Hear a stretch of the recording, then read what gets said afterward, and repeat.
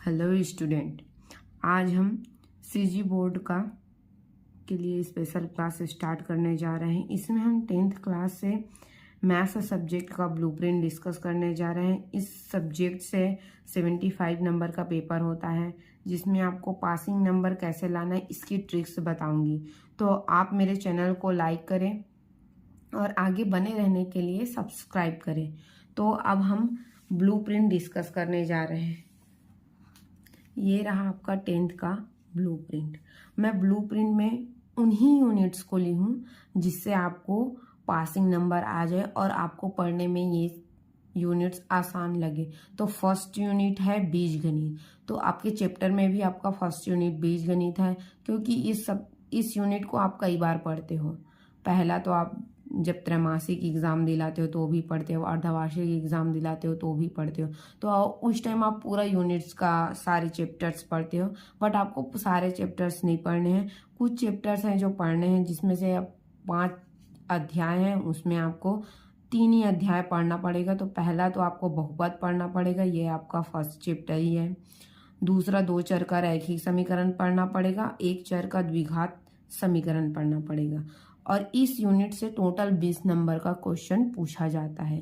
तो आप इन तीनों चैप्टर को पढ़ के आसानी से 15 नंबर ला सकते हो।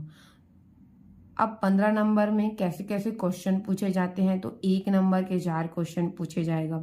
इस 1 नंबर के 4 क्वेश्चन में आपको सही विकल्प, खाली स्थान, सत्य असत्य, ये सारे तीनों प्रकार के क्वेश्चन पूछे जाएंगे। तो इसमें सत्य असत्य में आपका थ्योरी बेसिस क्वेश्चन रहेगा। तो थ्योरी बेस्ड क्वेश्चन बहुपद से और रेखीय समीकरण से भी रहता है।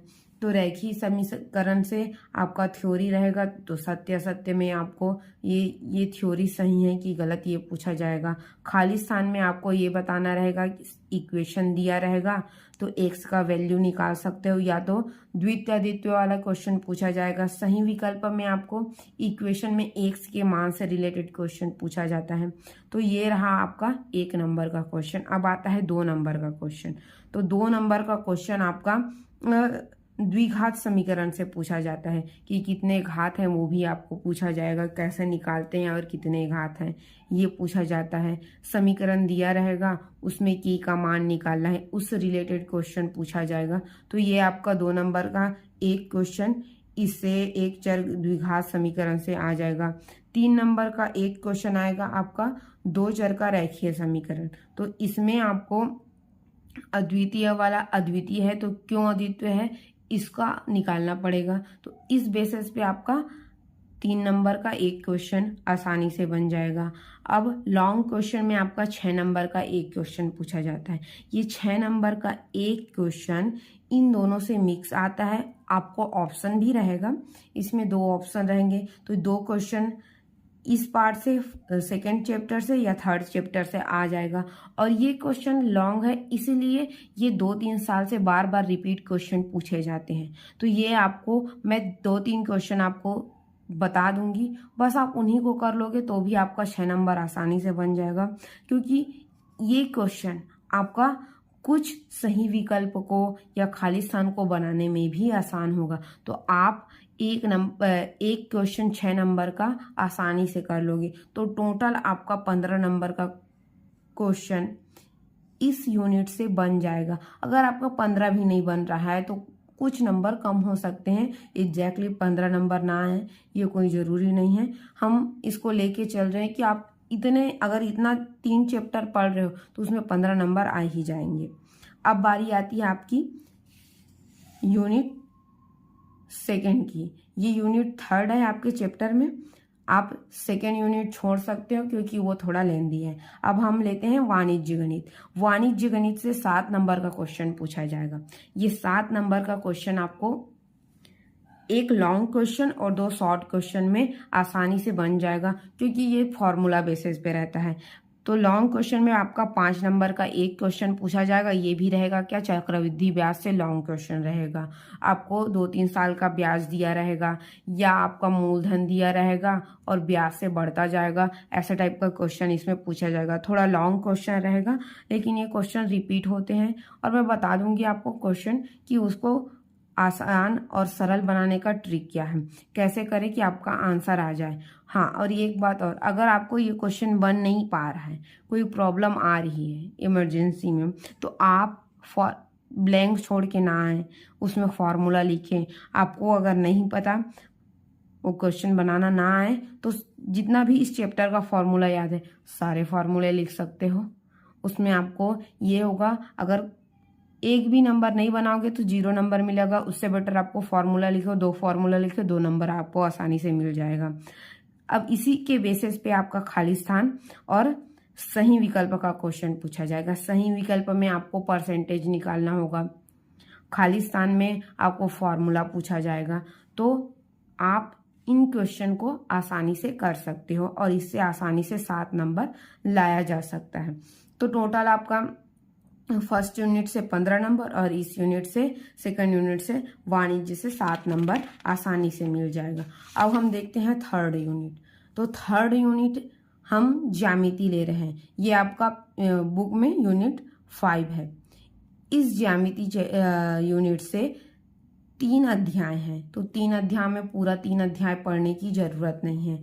इसमें 3 अध्याय हैं, जिससे आपको केवल और केवल 2 अध्याय ही पढ़ने हैं। पहला वृत्त का स्पर्श रेखा से और ज्यामिति की रचना से। तो ज्यामिति रचना, अब इसमें 12 नंबर का क्वेश्चन पूछा जाएगा। तो 12 नंबर का कैसा क्वेश्चन पूछा जाएगा, 2 लॉन्ग क्वेश्चन रहेंगे और 3 शॉर्ट क्वेश्चन। तो ये 1 नंबर का 3 क्वेश्चन में सही विकल्प में आपको डिग्री का मान पूछा जा सकता है कि वृत्त और स्पर्श रेखा में कैसे कैसे डिग्री बनती है, उससे रिलेटेड क्वेश्चन पूछा जाएगा।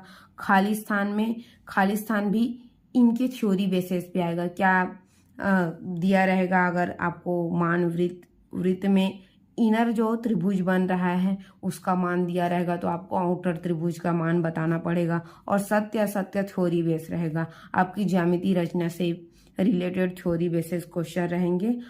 और ज्यामिति रचना से एक 5 नंबर का क्वेश्चन, 5 नंबर का क्वेश्चन आपका सेकंड चैप्टर से आएगा ज्यामिति रचना से। तो ज्यामिति रचना आपको पूरा क्लियर उसका क्या है कैसा है ये मालूम नहीं रहेगा, तो आपको उसमें बोला जाएगा आपको बनाना क्या है। अगर त्रिभुज की रचना करनी है तो आप अपने त्रिभुज की रचना कर दिए। पूरा डिटेल नहीं पता है तो 2-3 स्टेप लिख दिए। तो चित्र और आपका 2-3 स्टेप आपको 5 में आराम से 3 नंबर 4 नंबर लाने में मदद करेगा।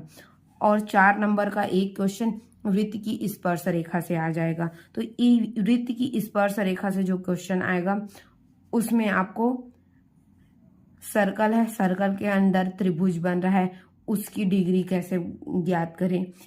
समथिंग इससे रिलेटेड, इनकी रचना से रिलेटेड, अगर इससे स्पर्श रेखा जा रही है तो इसकी डिग्री क्या होगी, इस बेसिस पे क्वेश्चन पूछा जाएगा। तो इससे आपको 4 नंबर आसानी से आ जाएगा। तो टोटल अगर आप इसमें पूरे क्वेश्चन नहीं बना पा रहे हो तो भी आपका 10 नंबर, 12 में तो 10 नंबर आ ही जाएंगे। तो आपको फर्स्ट यूनिट से 15 नंबर, सेकेंड यूनिट से 7 नंबर और थर्ड यूनिट से 10 नंबर, टोटल 32 नंबर आ जाएंगे। आपको पास होने के लिए इससे भी कम नंबर की आवश्यकता होती है। तो आप फ्रीली अगर इसमें 2-3 नंबर कम भी कर लोगे तो भी आप आसानी से पास हो सकते हो। इसमें 15 फर्स्ट यूनिट का है, ये फर्स्ट यूनिट का नंबर आ गया। ये सेकंड यूनिट से नंबर आ गया 7 नंबर, और ये आ गया आपका थर्ड यूनिट से 7 नंबर, 10 नंबर। टोटल आपके 32 नंबर हुए हैं। अब इन 32 नंबर में बाय चांस आप कुछ को भूल रहे हो या कहीं पे प्रॉब्लम आ रही है तो समथिंग 28 तो आ ही जाएंगे। अगर आपका 28 आ रहा है तो भी आप पास हो रहे हो। तो मैंने आपको एक्स्ट्रा इसलिए बताया कि कहीं कहीं पे गलती हो जाती है तो आप उसको आसानी से कवर अप कर सकते हो और पास आप आराम से हो सकते हो। आपका परसेंटेज भी बढ़ जाएगा। अगर आपको 60% लाना है, नहीं ये मेरे लिए कम है, अगर किसी बच्चे को 60 नंबर लाना है तो 60 नंबर कैसे लाएं, इसका वीडियो भी मैं अलग से बनाऊंगी। उसमें कुछ ऐसे यूनिट्स हैं जिसको ऐड करके कर सकते हैं और कुछ बहुत आसान यूनिट्स हैं जिसको हम कर सकते हैं। आप ये 3 यूनिट कर लोगे और कुछ 2-3 यूनिट और हम ऐड कर लेंगे जिससे आपका 60% इस चैप्टर से ला जाएगा तो 75 नंबर का पेपर है, उसमें अगर आप 43 to 45 नंबर ला रहे हो तो आप आसानी से 60% आपका आ जाएगा। तो इसको कैसे बढ़ाएं, हम लोग 30 नंबर आसानी से ला सकते हैं, उसमें हम 15 नंबर और ऐड कर सकते हैं, तो आप कंप्लीटली पास हो सकते हो। तो गणित में पास होना कोई मुश्किल बात नहीं है, आप आसानी से 60% भी ला सकते हो। तो आप इस जानकारी के लिए आप मेरे चैनल को सब्सक्राइब करें। अगर आपको कोई डाउट हो तो आप कमेंट कर सकते हैं, और आगे नई वीडियो मैं क्वेश्चन पेपर भी आपके लिए बनाऊंगी। अगर आप क्वेश्चन पेपर कर पा रहे हो तो आसानी से उन्हीं क्वेश्चन पेपर के आधार पे आप आसानी से पास हो सकते हो। तो मेरे चैनल को सब्सक्राइब करें। Thank you everyone.